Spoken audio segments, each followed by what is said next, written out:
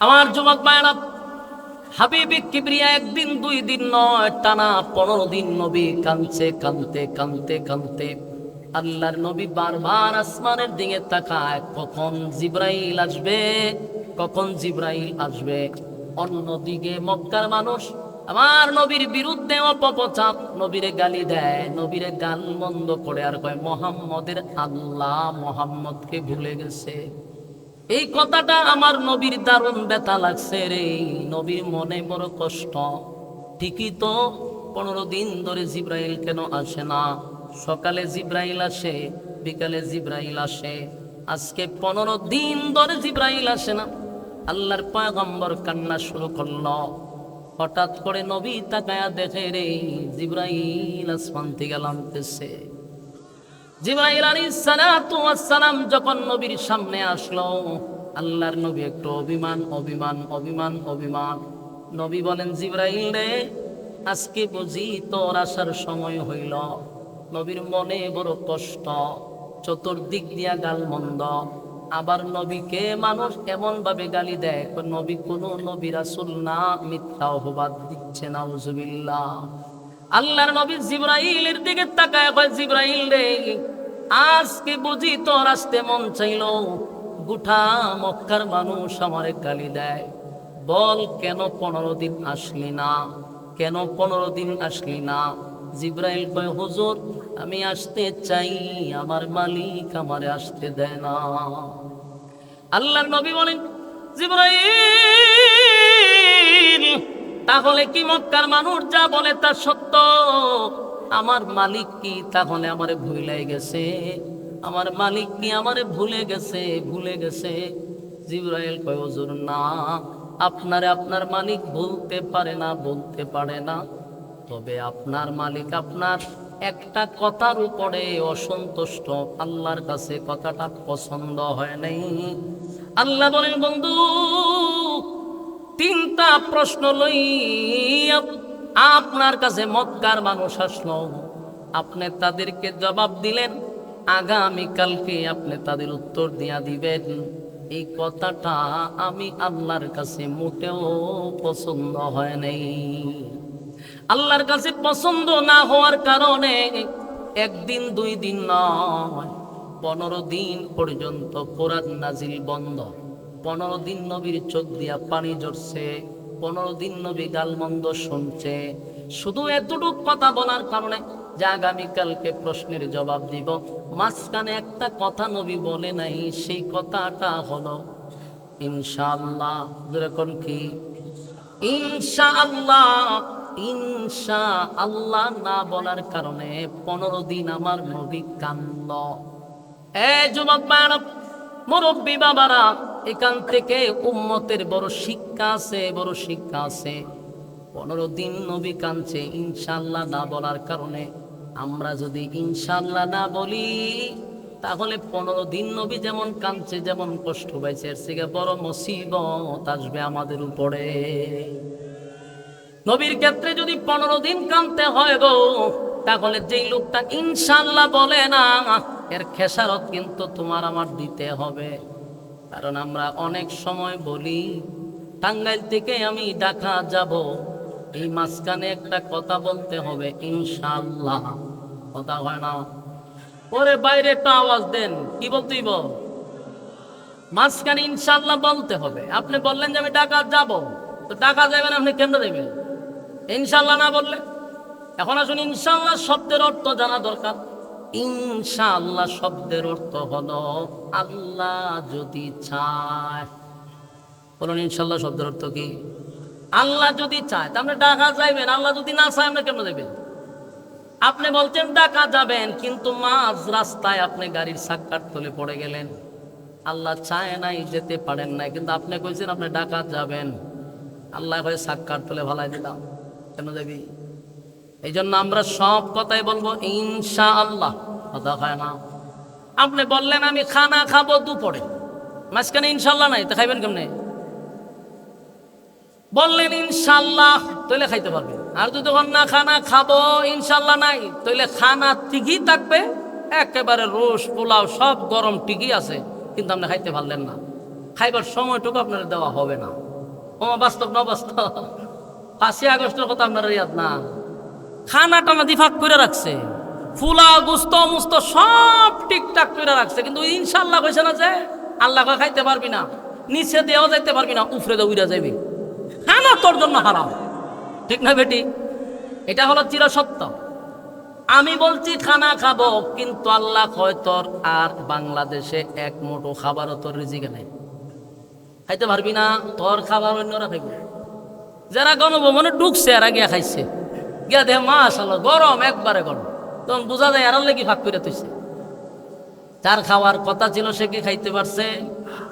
যার খাওয়ার কথা ছিল সেও খেতে পারলো না। অথচ কত স্বপ্ন, কত পোলাও, কত রোষ, কত মেহমানের জন্য খাবার পাক করার রেডি ছিল, কিন্তু আল্লাহ যদি খাইতে না দেয় রে, সব তোমার সামনে থাকলেও খাইতে পারবা না। এটাই হলো চির বাস্তব, ঠিক নেই? খার খাবার খেয়ে খাইলেন, হ্যাঁ, খার খাওয়ান খেয়ে খাইল। আচ্ছা, জীবনে কি কেউ ভাবছে প্রধানমন্ত্রীর খাবার সাধারণ জনগণে খাইব? এটা কোনোদিন ভাবা যায়? আল্লাহ যদি চায় প্রধানমন্ত্রীর খাবার সাধারণ কৃষকেও খাইতে পারে, যেটা অসম্ভব। এটা সম্ভব করে কে? এইটা নিয়ে আপনি একটু ভাইবেন।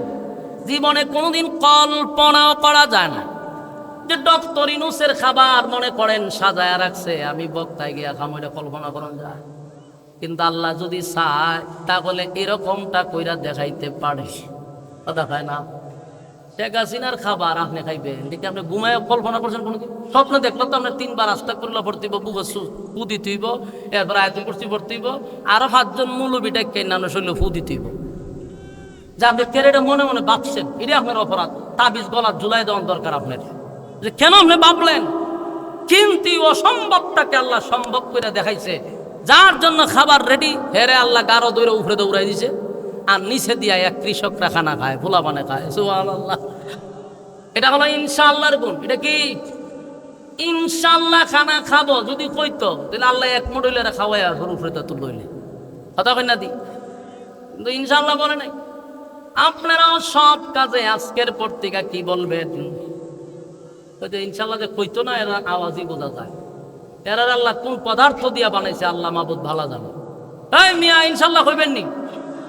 আপনারা যে কইতেছেন এটা তো বোঝা যায় যে আপনারা এটার পক্ষে না, আওয়াজ কম। বলুন সব কাজে কি কইবেন? ইনশাআল্লাহ কইতে হইবে।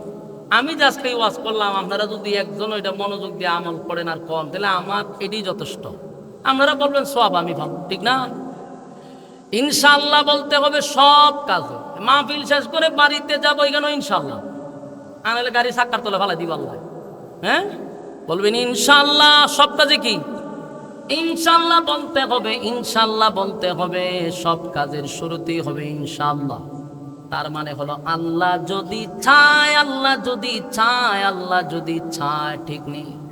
আমার যুবক বায়নাত, আল্লাহর হাবিব জিবরাইল কয়, হুজুর আমার মালিক এই কথাটা পছন্দ করে নাই গো, পছন্দ করে নাই। আপনি যদি বলতেন ইনশাআল্লাহ আগামীকালকে উত্তর দিয়া দিব, তাহলে 15 দিন জিবরাইলকে আটকানো হতো না। আমার যুবক ভাই, এখান থেকে উম্মতের একটা শিক্ষা রে। আরেকটা কথা হলো, নবীরা তো ভুলে না, আল্লাহ ভুলায়া দেয়। এটা হলো আমাদের আকীদা। এটা কি সমস্ত নবীরা মাসুম, মাসুম, তাদের কোনো গুনাহ নাই। আবার নবীরা ইচ্ছাকৃত ভুল করে না, আল্লাহ তাদেরকে দিয়া ভুল করায়। ভুল না করাইলে উম্মত শিখবো কোথার থেকে? এই জন্য নবীদেরকে ভুলাইয়া দেয় উম্মতকে শেখানোর জন্য। নবী যদি ইনশাআল্লাহ না বলতো, আমরা জীবনেও ইনশাআল্লাহ বলতাম না। কথা কোন ঠিক নেই? এই জন্য ইনশাআল্লাহ প্রতিটা কাজে বলা দরকার। আল্লাহ কয়, বন্ধু আপনার এই কথাটাই শুধু আমার কাছে অপছন্দ হয়েছে, কিন্তু বন্ধু আপনারে আমি ভুলি নাই, ভুলতে পারি না। কিন্তু নবী তো অভিমান, নবীর মনে কষ্ট। মক্কার মানুষ নবীরে দেখলে কয় মুহাম্মদের আল্লাহ মুহাম্মদকে ভুলে গেছে। আর নবী কাঁদছে কয়দিন? 15 দিন। 15 দিন কাঁদছে রে, 15 দিন কাঁদলো। আল্লাহ তার বন্ধুরে খুশি করার জন্য, আনন্দ দেওয়ার জন্য, বন্ধুর অভিমান ভাঙানোর জন্য সূরা দোহা নাজিল করছে। 15 দিন গ্যাপ, কোরআন নাজিল হয় না। এরপরে যে সূরা নাজিল সেটা হলো দোহা। এই সূরার দোহার প্রতিটা আয়াতের দিকে আপনি একটু লক্ষ্য করবেন। আমি যখন বলবো আপনি শুধু অর্থের দিকে খেয়াল করবেন, অর্থের দিকে খেয়াল করবেন, বুঝবেন যে প্রতিটা আয়াতই যেন নবীরে খুশি করার লেগে নাযিল করছেন। সুবহানাল্লাহ। 15 দিন নবী কান্না, এরপর আল্লাহ সূরা দুহা নাজিল করে। দুহার শুরুতে দুইটা কসম করছে, জোরে কোন কয়টা? আরো জোরে। দুইটা কসম করছে আল্লাহ। তখন সূরা দুহা নাজিল করে বলেন ওয়াদ-দুহা ওয়াল-লাইলি ইযা সাজা। ওয়াদ-দুহা, এ দিনের আলোর কসম, ওয়াদ-দুহা দিনের আলোর কসম, ওয়াল-লাইলি ইযা সাজা রাতের অন্ধকারের কসম, রাতের অন্ধকারের কসম। প্রশ্ন হলো এই ওয়াদ-দুহার আরেকটা ব্যাখ্যাও আছে, ওয়াল-লাইলি ইযা সাজার আরেকটা ব্যাখ্যাও আছে। ওয়াদ-দুহা দিনের আলোর কসম, ওয়াদ-দুহার আরেকটা অর্থ হলো নবী আপনার সুন্দর উজ্জ্বল চেহারার কসম। সুবহানাল্লাহ। বন্ধু তার কসম, বন্ধু তার চেহারার কসম করছে, বন্ধু তার চেহারার কসম করছে। ওয়াদ-দুহা আপনার সুন্দর উজ্জ্বল চেহারার কসম, উজ্জ্বল চেহারার কসম। ওয়াল-লাইলি ইযা সাজা আপনার কালো চুলের কসম, আপনার কালো চুলের কসম। বন্ধুর চেহারার কসম করছে রে, বন্ধুর চুলের কসম করছে। আল্লাহ তার বন্ধুরে খুশি করার জন্য চেহারার কসমটা করলো। আল্লাহ তার বন্ধুরে খুশি করার জন্য বন্ধুর সুন্দর সুন্দর চুলের কসম করছে। বন্ধু আপনার চুলের কসম। দুইটা কসম করে আল্লাহ বলেন মা ওয়াদ্দাআকা রাব্বুকা ওয়া মা ক্বালা। সুবহানাল্লাহ। দুইটা কসম করে বলেন মা ওয়াদ্দাআকা রাব্বুকা ওয়া মা ক্বালা। বন্ধু আপনার রব আপনারে ভুলে নাই, ভুলে নাই, ভুলে নাই। এই যে ভুলে নাই কথাটা বলছে দুইটা কসম কেড়ে, বন্ধুরে দুইটা কসম কেড়ে বলছে বন্ধু কসম আপনার চেহারার, বন্ধু কসম আপনার চুলের, আমি আপনারে বলি নাই। মা ওয়াদ্দাআকা রাব্বুকা ওয়া মা ক্বালা, আপনারে বলি নাই, আপনার সুন্দর চেহারার কসম কেড়ে বলছি। বন্ধু যেই অপবাদ আপনারে মক্কার মানুষ দিছে, না বন্ধু আপনারে ভুলি নাই, ভুলি নাই, ভুলতে পারি না। আপনার রব আপনার প্রতি অসন্তুষ্ট হয় নাই। সুবহানাল্লাহ। আমি প্রথমে বলছি প্রতিটা আয়াতের দিকে আপনারা লক্ষ্য করবেন। প্রতিটা আয়াতের অর্থই যেন বোঝা যায় নবীর খুশি করার জন্য, নবীর আনন্দ দেওয়ার জন্য আল্লাহ নাজিল করছে। 15 দিন আমার নবী কান্দ রে, আমার আল্লাহ সূরা দুহা নাজিল করিয়া বন্ধুরে এত খুশি করলেন। দুইটা কসম করে বলে আপনাকে ভুলি নাই, ভুলতে পারি না। আপনার রব আপনার প্রতি অসন্তুষ্ট হয় নাই। এরপর আল্লাহ বলেন ওয়ালাল আখিরাতু খায়রুল লাকা মিনাল উলা। আল্লাহ বলেন ওয়ালাল আখিরাতু খায়রুল লাকা মিনাল উলা। বন্ধু আপনাকে দুনিয়ায় যা দিছি দুনিয়া কিছুই না, আপনার জন্য পরকালে আমি এর থেকে হাজার হাজার গুণ বেশি বরাদ্দ রাখছি। আমার যুবক ভাইরা, আল্লাহ তার বন্ধুরে আরো খুশি করলেন। ওয়ালাল আখিরাতু খায়রুল লাকা মিনাল উলা ওয়ালাসাউফা ইউতিকা রাব্বুকা ফাতারদা। আল্লাহ পায় ওয়ালাল আখিরাতু খায়রুল লাকা মিনাল উলা। বন্ধু দুনিয়ায় যা দিছি অল্প, এটা স্যাম্পল, পরকালে আপনার জন্য গোডাউন রাখছি, গোডাউন। সুবহানাল্লাহ। তার মানে যিনি দুনিয়া সৃষ্টি করলো তিনি কয় দুনিয়া কিছুই না, যে রব দুনিয়া বানাইলো সে কয় কিছুই না।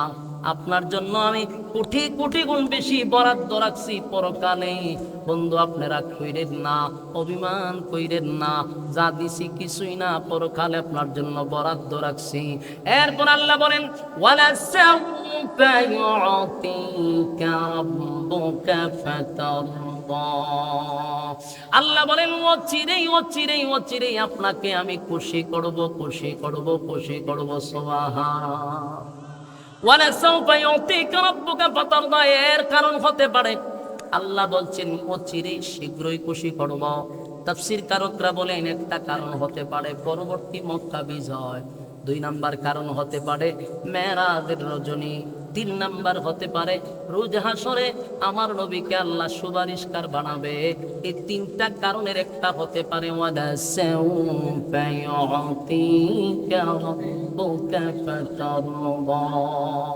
আল্লাহ বলেন বন্ধু আপনাকে অচিরেই খুশি করব।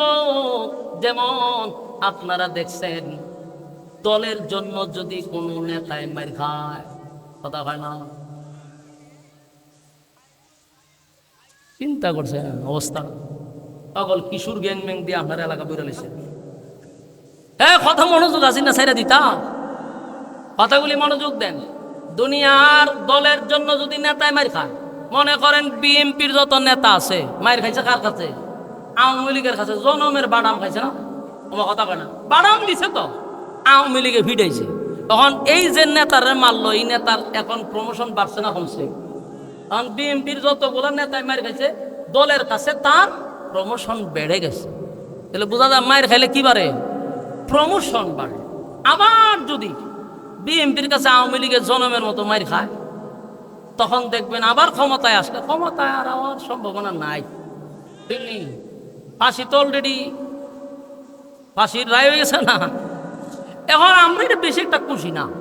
কেরে খুশি না? আমি মিষ্টি মিষ্টি আমিও খাওয়াইলাম, কিন্তু খুশি না কেন জানেন? বাংলাদেশে তা কত রায় হইয়া বইয়ে রয়েছে, কার্যকর হয় না। হ্যাঁ, যেদিন শুনুন যে জুলাই লিছে এদিন না হয় আপনারা খুশি করেন। বাংলাদেশে এটা একটা ফর্মালিটি রক্ষা করতেও পারে, এই জন্য বেশি একটা আনন্দ হওয়ার কিছু নেই। আবার অনেকে ঘোষণা দিতেছে আমরা আইলে সব খালাস করে দিব, আইলে সব শেষ করে দিব। তো দরদি আছে না, এই জন্য তো খুশি হওয়ার কিছু না। একটা রায় দিছে, ফর্মালিটি রক্ষা করছে। কারণ ওই যে একটা প্রদীপ আছে না, প্রদীপ, হ্যাঁ প্রদীপে চিনেন না? মাইরা লাইছে তো একজন সেনাবাহিনী, এর ফাঁসির রায় হয়েছে কত বছর আগে। ওখানে হেরে মূর্তির মতো সাজায় তো রাখছে। এটা একটা ফালতুবাজি না আমাদের দেশে? এই বদমাইশগুলি রে বলার দরকার, তোরা দি ফাইজলামি করস, কত মানুষের প্রাণ নিছে, এটা ধ্বংস করস না করে, এটার ফাঁসির গাছটা ঝুলা, এটার রাখিয়া দিছে। তো পরবর্তী যেগুলো রায় দিব ওইগুলো তো ফাঁসি দিব, কতটুকু বিশ্বাস হয় আল্লাহ না জানে। সম্মানিত শুধু এই জন্য অত বেশি আনন্দ হওয়ার আর কিছু নাই। কারণ হেরারও আবার দরদি আছে, কলিজার মানুষ আছে, হেরা আবার এটা খালাস করে নেবে। কথা বলছেন, সমস্যা নাই। তো মূল কথা হইলো, যদি নেতা কারো দলের জন্য মার খায়, ওই নেতার প্রমোশন বাড়ায়া দেয়, দল বাড়ায়া দেয়। ঠিক নেই? দেখবেন ক্ষমতায় আসলে পরে যে নেতা বেশি মার খাইছে তারা টাকা পয়সা দিয়ে হবে একটা কাজ করো, তুমি বিভিন্ন দেশে একটু ভ্রমণ করে আসো। কারণ তুমি তো অনেক মাইর টের খাইছো, আয়না করে থাকছো, বিভিন্ন প্রেশার তোমার মাথার উপর দিয়ে গেছে, একটু এনজয় করে আসো, মাইন্ডটা ফ্রেশ করে আসো। কোথায় যাইবা? ইউরোপ, আমেরিকা, সিঙ্গাপুর, বিভিন্ন দেশে, থাইল্যান্ড যাইবা। তো নেতায় যায় গিয়া সেরা সাগরের পারে বোতল লইয়া বয়, বোতল টানে আর এনজয় করে, আর হুর ফুরি তো সামনে আসুই। এটার নাম এনজয়। এটার নাম কি? বোতল টানন আর হুর ফুরি নিয়ে নাচানাচি করন সাগরের ঘর, এটা নাম হলো এনজয়। নেতায় যদি মায়ের খাওয়ার পরে এনজয় হওয়ার সুযোগ পায়, আল্লাহ হয় আমার বন্ধু আমার দল করতে গিয়ে আমার গেছে। বলুন, আল্লাহ রাসূল খার দল করছে, মায়ের খাইছিনি, গালি শুনছিনি? আল্লাহ কি কয়? দুনিয়ার নেতারা যদি ভ্রমণ করার সুযোগ পায়, প্রমোশন বাড়ে, আমার বন্ধু আমার দল করতে গিয়ে মায়ের খাইছে, আমি আমার বন্ধুর প্রমোশন বাড়াইয়া দিব, আমি আমার বন্ধুরে ভ্রমণ করাবো। তবে দুনিয়ার নেতারা ভ্রমণ করে দুনিয়ার ভিতরে, আমি আমার বন্ধুরে দুনিয়াতে ভ্রমণ করাবো না, ভ্রমণ করাবো ৭ আসমানের উপরে। আল্লাহ বলেন ওয়ালা সাউফা ইউতিকা রাব্বুকা ফাতারদা। আল্লাহ বলেন অচিরেই আপনাকে আমি খুশি করব বন্ধু, অচিরেই আপনাকে আমি খুশি করব, খুশি করব। তাই আল্লাহ বলেন হয়তো ভাই খুশিটা মেরাজের রজনী হতে পারে। বন্ধুরে বন্ধু খুশি করার জন্য ইনভাইট করছে, দাওয়াত দিয়ে আনছে, আসেন বন্ধু আপনি অনেক কষ্ট করছেন, আপনার একটু আমি ভ্রমণ করাবো। দুনিয়ার কোথাও ভ্রমণ নয় গো, একটা প্রাইভেট কার দিয়া বাইতুল মুকাদ্দাস, সেখানে গিয়া ইমাম বানাইয়া সমস্ত নবীদেরকে আল্লাহ মুসল্লি বানাইয়া নবীর একটা উপাধি দিয়া দিল, ইমামুল মুরসালিন। সুবহানাল্লাহ। আরেকটা প্রাইভেট কার দিয়া প্রথম আসমানে নিয়ে গেল, সেখানকার ফেরেশতাদের সঙ্গে দেখা সাক্ষাৎ হইল। এরপরে 2 নাম্বার আসমানে, সেখানেও কথাবার্তা হলো। 3 number, 4 number, 5 number, 6 number, 7 number, সব আসমান গুলাতে সমস্ত ফেরেশতার সঙ্গে নবী কথা বলল। এরপরে ডাইরেক্ট আরেকটা প্রাইভেট কারে নিয়ে গেল একেবারে সিদরাতুল মুনতাহা। সেখানে যাওয়ার পরে জিব্রাইল কো হুজুর এখন যে গাড়ি আসবে সেই গাড়িতে উঠার টিকিট আমারে দিছে না। সুবহানাল্লাহ। একটা টিকিট আছে শুধু আপনার, আমার টিকিট নাই, সুতরাং আপনি এখন চলে যান। পয়গম্বরকে সিদরাতুল মুনতাহা থেকে আরশে আজিম পর্যন্ত নিয়ে গেছে। সুবহানাল্লাহ। সেখানে যাওয়ার পরে আল্লাহ বলে, বন্ধু আপনি আসছেন, দুনিয়ার নেতারা দুনিয়ায় ভ্রমণ করে, আমি আপনারে 7 আসমান ভ্রমণ করাবো। 7 আসমান ভ্রমণ করাইয়া বন্ধু জান্নাত জাহান্নাম দেখাবো। জান্নাত জাহান্নাম দেখাইয়া হাউজে কাউসার দেখাইয়া বন্ধুরে আবার দুনিয়ায় পাঠাইছে। ওয়ালা সাউফা ইউতিকা রাব্বুকা ফাতারদা। এটাও একটা কারণ হতে পারে। আল্লাহ বলেন ওয়ালা সাউফা ইউতিকা রাব্বুকা ফাতারদা, এর ব্যাখ্যা পরবর্তী মক্কা বিজয় হতে পারে। তার মানে আল্লাহ প্রতিটা আয়াতে আমার নবীরে খুশি করছে। জোরে জোরে কোন সুবহানাল্লাহ। এরপর আল্লাহ বলেন রাম ইয়াজিদকা ইয়াতীমান ফাআওয়া। ইয়াত আল্লাহ বলেন, বন্ধু আপনি তো ইয়েতিম ছিলেন, আমি আপনার আশ্রয় দিছি। প্রশ্ন হলো মাঝখানে ইয়েতিম ঢুকাইলো কেন? এই আয়াতটা কেন আল্লাহ ঢুকায়া দিল? এর কারণ হলো কোনো মানুষ যদি কারো সঙ্গে অভিমান করে, বন্ধুর সঙ্গে যদি বন্ধু অভিমান করে, তার রাগ ভাঙানোর জন্য, তারে খুশি করার জন্য অতীতের কিছু কথা তুইলা ধরে। বন্ধু তুই যে রাগ করছ, তোর আমি ভালোবাসি না। তুই যে সময় ব্যবসায় লস খাইলি, আমি তোরে টাকা দিয়া ব্যবসা ধরাইয়া দিছি। বন্ধু অমুক জায়গায় মুসিবতে পড়ছিলে, আমি তোরে উদ্ধার করছি। বন্ধু আমি তোরে এই জিনিসটা নিজে না রেখে তোরে দিছি। বন্ধু তুই এমন জায়গায় মুসিবতে ছিলি, উদ্ধার করছি। তুই অসহায় ছিলি, আমি তোর পাশে ছিলাম। ঠিক না বেটি? বন্ধুর অভিমান ভাঙা দেয় পুরাতন কিছু কথা বইলা বইলা তার কাছে বিশ্বাসযোগ্য করে যে দেখ অতীতেই তোরে বলছি না, আর হন বলবো কেমনি? ঠিক নেই। আল্লাহ বলেন আলাম ইয়াজিদকা ইয়াতীমান ফাআওয়া। বন্ধু আপনি ইয়েতিম ছিলেন, আমি আপনাকে আশ্রয় দিছি। সুবহানাল্লাহ। আপনি ইয়েতিম ছিলেন তখন আপনাকে ভুলি নাই, আপনাকে আশ্রয় দিলাম। এরপর আল্লাহ বলেন ওয়াজাদাকা দাল্লান ফাহাদা। আপনি পথহারা অবস্থায় ছিলেন, আমি আল্লাহ আপনার পথ দেখাইয়া দিছি। সুবহানাল্লাহ।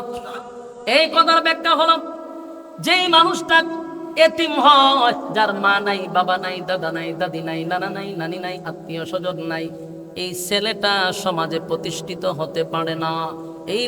এই ছেলেটার গার্জিয়ান না থাকার কারণে পড়ালেখা করতে পারে না। এই ছেলেটা সমাজে প্রতিষ্ঠিত হয় না। এই ছেলেটা হয় অনাথ, অথবা হয় টুকায়, না হয় হিরোলচি। ঠিক নেই? কারণ গার্জিয়ান না থাকার কারণে। আল্লাহ কয় আপনি এতিম ছিলেন, আমি আপনাকে আশ্রয় দিছি। আর ওয়াজাদাকা দাল্লান ফাহাদা, আপনি পথহারা অবস্থায় ছিলেন, আমি আল্লাহ আপনাকে পথ দেখায়া দিছি, পথভ্রষ্ট হইতে দেই নাই। সুবহান। এরপর আল্লাহ বলেন ওয়াজাদাকা আইলান ফাআগনা। আপনি গরিব ছিলেন, আমি আপনাকে ধনী বানায়া দিছি। বলুন আল্লাহর নবী কি ছিল? ওরে বাবারে কথা কোন, কি ছিল? আল্লাহ কি বানাইছে? ধনী বানাইছে, ধনী বানাইছে, ধনী বানাইছে। আফসুস রে আফসুস, কপাল পোড়া আমরা। নবী যে ধনী ছিল এই কথাটা কোনো মৌলবী বলে না। নবী যে ডেভেলপ ছিল এটা কোনো মৌলবী বলে না। সারা জীবন কানো দুইরা কয় নবীর বেড ফাত্তর, নবী গরিব। এই গরিবের ওয়াজ শুনছেন, ধনীর ওয়াজ কোনদিন শুনছেন? আজকে অধিকাংশ নবীর উম্মত জানে না যে নবী এক সময় দেশের রাষ্ট্রনায়ক ছিল। জানেই না নবী দেশ পরিচালনা করছে। অনেক উম্মত এটা জানেই না, খালি জানে নবীর ভেড়া ফাত্তর আছি, নবীর শরীর তালিযুক্ত জামা আছি, নবী গরিব। এইভাবে ওয়াজ করছে, আর নাস্তিকরা এই ওয়াজ মুখস্থ করাই দিছে। আর নাস্তিকরা ইওয়াজ এমন মুখস্থ করছে, এখন কোন আলেম যদি রাজনীতি করতে যায়, ওই নাস্তিকরা কয় হুজুর থাকবেন মসজিদ, হুজুর থাকবেন মাদ্রাসা, বাপ মরলে জানাজা তাইবেন, 40 ফরানিতে আপনারা দাওয়াত দিব, 20 টাকার একটা নোট দিব, এতটুক পর্যন্ত আপনি থাকবেন। হুজুর আপনি রাজনীতি আইছেন কেন? এই যে রাজনীতি আসছেন কেন, এই দোষটা যে এরা দেয়, এটা এরাও দোষ না, এটা আমরার মতো মৌলবীরার দোষ। কারণ ওয়াজ করতে গিয়ে গরিব কইয়া কইয়া ফেডো ভাত্তর দিয়ে হুজুর রে নবীরে ফেডোর ভাত্তর ঢুকাইয়া দেয়, গরিব কইয়া ওয়াজ শেষ করে, হেউই হইল নবীর ফেডো ভাত্তর, হেউই গিয়ে আবার মুরগের রানো টান দেয়। বাস্তব না বাস্তব? তুই না নবীর ওয়াজ করলি, নবীর ফেডো ভাত্তর থেকে মুরগের রানো টান দিলি কেমনে? তুই খাওয়ান বাদ দিয়ে দে, বলে আমার নবী খাইছে না, খাইতাম না। বন্ডামি, পিঠের সামরা তুলে লেবার দরকার ছিল। ওয়াজ অর্ধেক করস না করে। নবী গরিব ছিল, কথা সত্য। নবী রাজনীতি পাইছি কই? এরা আমরা জিজ্ঞাসা তোরা রাজনীতি পাইছ তো, আমরা জিজ্ঞাসা, আমরা রাজনীতি কোথার থেকে পাইছি যদি জিজ্ঞাসা করো, আমাদের বলার মতো এভিডেন্স আছে, বলতে পারবো রাজনীতি কোথার থেকে শুরু করছি, কোথায় গিয়ে শেষ করব, আমাদের শুরু আছে, আমাদের শেষ আছে। কিন্তু আমরা যদি তোরা কই কোথার থেকে রাজনীতি পাইছ, কসম খোদা বলতে পারবি না। আমরা বলে দে কোথার থেকে তোরা রাজনীতি পাইছ, তোদের রাজনীতি হইলো আবু জাহেলের কাছ থেকে, তোদের রাজনীতি হলো নমরুদের কাছ থেকে, তোদের রাজনীতি হলো ওই ফেরাউনের কাছ থেকে। সুতরাং আমরা হুজুর আরে কইও না যে আমরা রাজনীতি কই পাইছি, আমরা স্বয়ং কোরআনে রাজনীতি আছে, নবীর কাছ থেকে প্র্যাকটিক্যালে রাজনীতি আমরা শিখছি। তা আমরা রাজনীতি পাইছি কই? এই দুষ্ট ভাই এরা না, এরা তো বলে কারণ আমরা তো শূন্য বলে, এরা দোষ নাই। দোষ হলে আমরা মতো হুজুররা সারা জীবন নবীর ভেড়ো ভাত্তর দিয়ে বইরে রাখছি আমরা, নাউজুবিল্লাহ। আল্লাহ রাসূল গরিব ছিল, এটা সত্য, কিন্তু আল্লাহ কয় ও যাতাকা আইলাম ফারাগনা, আপনাকে আমি ধনীও বানাইছি। ইসলামটার এত নিচে লামান কেন? গরিব গরিব হয়ে এত নিচে কেন লামান? দেশ পরিচালনা করছে রাসূল, এই কথাটা বললে কি ইসলামের সম্মান বাড়ে না কমে? আলেমদের ইজ্জত বাড়ে না কমে? এই ওয়াজ করে না কেন? এই ওয়াজ করে না। নবী যে দেশ পরিচালনা করছে, এই ওয়াজ না করার কারণে এটার প্রভাব যে নাস্তিক পাড়ায় কি পরিমাণ করছে কল্পনা করতে পারবেন না। আজকে ডাইরেক্ট আমাদেরকে বলে হুজুর রাজনীতি করবেন কেন? এই কথাটা একমাত্র বলার উদ্দেশ্য হলো এই কথাটার প্রভাব করছে বেশি যে নবী গরিব ছিল। কথা বুঝতেছেন? যদি সবচেয়ে বেশি এই ওয়াজ চলতো যে নবী দেশের রাষ্ট্রনায়ক ছিল, তাহলে এরাও আমাদের কি প্রশ্ন করতে পারতো না। আল্লাহ বলেন ওয়াজাদাকা আইলান ফাআগনা, আপনি গরিব ছিলেন, আপনাকে ধনী বানাইছি, ধনী বানাইছি। খাদিজার কোটি কোটি টাকার সম্পদ ছিল রে। আল্লাহর নবীর কাছে বিবাহ বসার পরে সব সম্পদ নবীর কদমে ঢেলে দিছে, সব সম্পদ ইসলামের জন্য ব্যয় করছে। সুবহান। আমার যুবক ভাইরা, এই সূরা দোহা থেকে আপনারা কি পাইলেন? আল্লাহ এই সূরা নাজিল করে একের পর এক নবীরে খুশি করলেন।